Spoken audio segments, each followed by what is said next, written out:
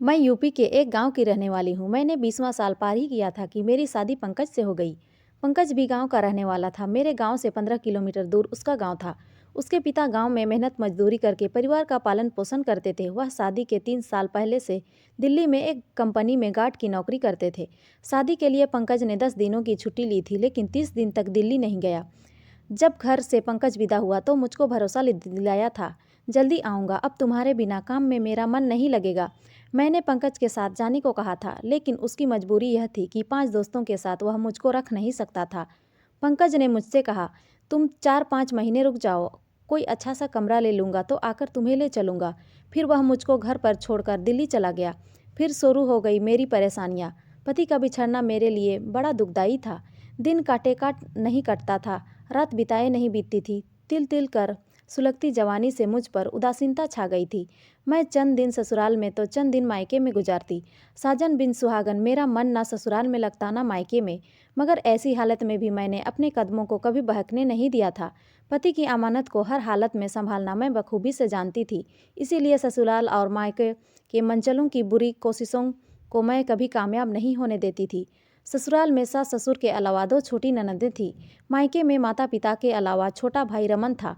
जैसे तैसे 1 साल काट दिया, मगर उसके बाद मैं पति से मिलने के लिए उतावली हो गई।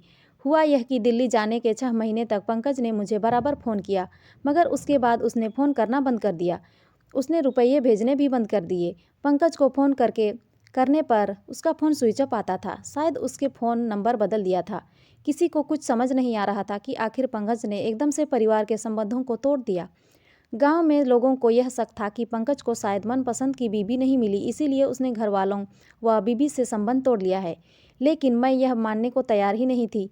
मैं तो अपने साजन की नज़रों में चौदही का चांद थी। पंकज जिस कंपनी में नौकरी करता था, उसका पता मेरे पास था। पंकज के बताए हुए कंपनी वालों को रजिस्टर चिट्ठी भेजी गई। 15 दिन बाद कंपनी का जवाब आ गया। चिट्ठी में लिखा था कि पंकज 6 महीने पहले नौकरी छोड़ चुका था। सभी लोग परेशान हो गए। दिल्ली जाकर पंकज का पता लगाने के सिवा अब कोई रास्ता नहीं था। मेरे पिता अपाहिज थे, कहीं आने जाने में उन्हें काफ़ी परेशानी होती थी।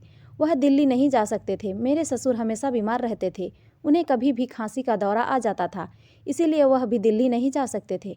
हिम्मत करके एक दिन मैंने सास के सामने प्रस्ताव रखा, अगर आप कहें तो मैं अपने भाई रमन के साथ दिल्ली जाकर उनका पता लगाऊं। परिवार के लोगों ने टिकट खरीदकर रमन के साथ मुझको दिल्ली जाने वाली ट्रेन में बिठा दिया।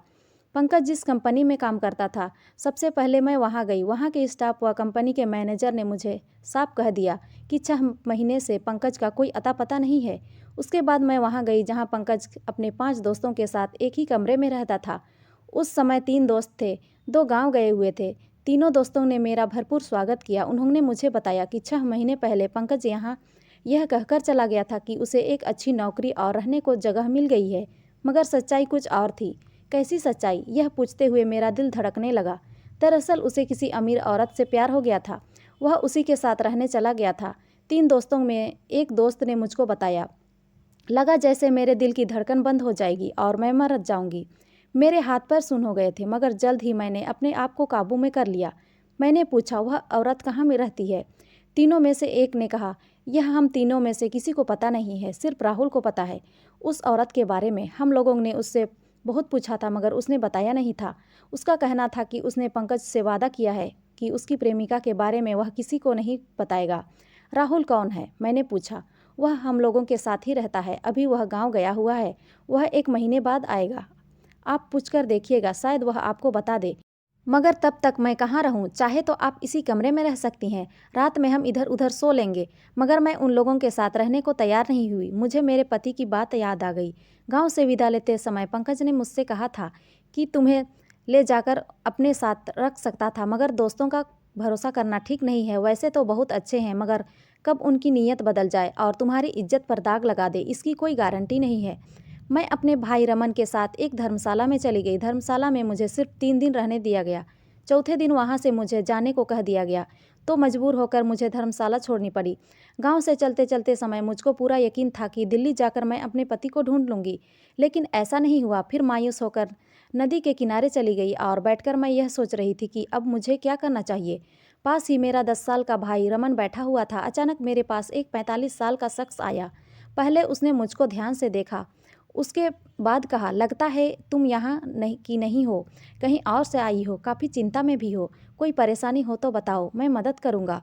वह शख्स मुझको हमदर्द लगा। मैंने बता दिया कि मैं कहाँ से और क्यों आई हूँ। वह शख्स मेरे पास बैठ गया। अपनापन जताते हुए उसने कहा, मेरा नाम रजत है, मेरा घर पास में ही है। जब तक तुम्हारा पति नहीं मिल जाता तब तक तुम मेरे घर में रह सकती हो, तुम्हें कोई परेशानी नहीं होगी। मेरी जान पहचान बहुतों से है, तुम्हारे पति को मैं बहुत जल्दी ढूंढ निकाल लूँगा, ज़रूरत पड़ने पर पुलिस की भी मदद लूँगा। कुछ सोचते हुए मैंने कहा, अपने घर ले जाकर मेरे साथ कुछ गलत हरकत तो नहीं करेंगे? तुम पति की तलाश करना चाहती हो तो तुम्हें मुझ पर यकीन करना ही होगा। आपके घर में कौन कौन है?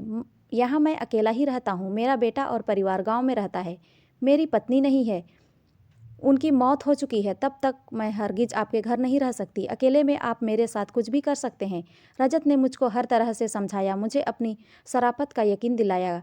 आखिरकार मैं अपने भाई रमन के साथ रजत के घर पर इस शर्त पर आ गई कि मैं उसके घर का सारा काम कर दिया करूँगी, उसका खाना भी बना दिया करूँगी। शुरू में रजत को निहायत की शरीफ समझती थी, मगर 10 दिन होते होते उसका असली रंग सामने आ गया। रजत अक्सर किसी न किसी बहाने से उसके पास आ जाता था, यहाँ तक कि वह रसोई घर में खाना बना रही होती थी तो मेरे करीब आकर चुपके से मेरा अंग छू देता था।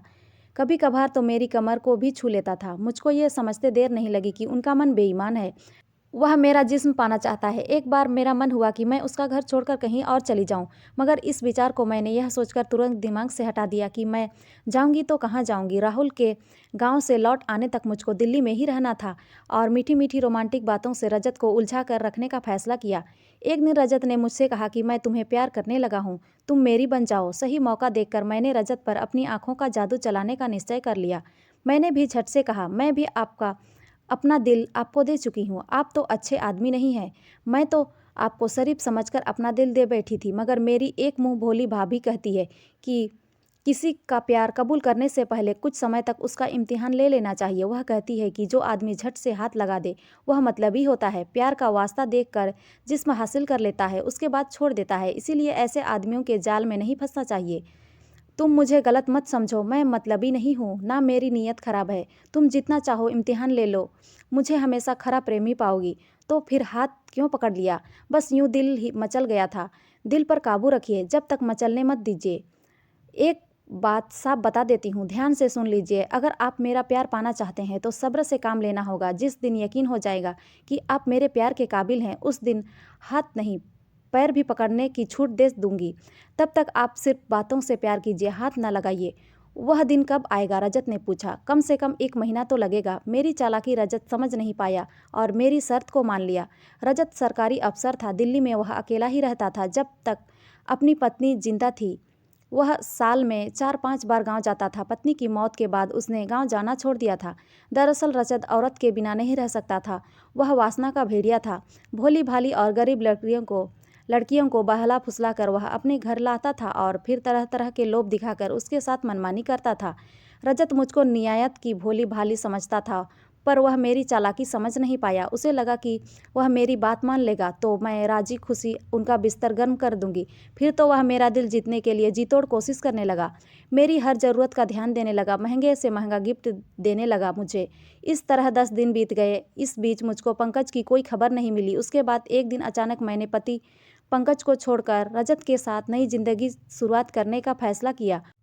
हुआ यह कि एक दिन रजत दफ्तर से लौटकर रात में घर आया। उस समय रमन सो चुका था। आते ही उसने मुझको अपने कमरे में बुलाया। मैं कमरे में आई तो रजत ने झट से दरवाज़ा बंद कर लिया। वह मुझसे बोला, तुम मान जाओगी तो जो तुम कहोगी वह सब कुछ करूँगा। तुम चाहोगी तो तुमसे शादी भी कर सकता हूँ। मैं उलझन में पड़ गई। बेशक मैं गाँव से पति के तलाश में निकली थी, मगर शहरी चकाचौंध ने मुझे पति से मेरा मोह भंग कर दिया था।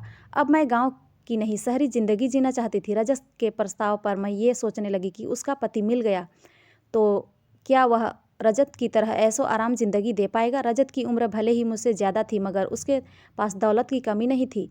मैंने रजत का प्रस्ताव स्वीकार करने का फैसला किया। रजत अपनी बात से मुकर ना जाए, इसीलिए मैंने लिखवा लिया कि वह मुझसे शादी करेगा। उसके बाद मैंने अपने आप को उसके हवाले कर दिया। मुझको पाकर रजत की खुशी का ठिकाना ना रहा। उसने अगले हफ्ते ही मुझसे शादी करने का फैसला किया। मैं भी जल्द से जल्द रजत से शादी कर लेना चाहती थी। 2 दिन बाद ही मैंने अपने भाई रमन को गांव जाने वाली ट्रेन में बिठा दिया। उससे कह दिया कि वह लौटकर गाँव नहीं आएगी, रजत के साथ ही शहर में रहेगी। तो दोस्तों ये कहानी आपको कैसी लगी कमेंट में ज़रूर बताएं और अच्छी लगी हो तो लाइक शेयर और सब्सक्राइब ज़रूर करें। धन्यवाद।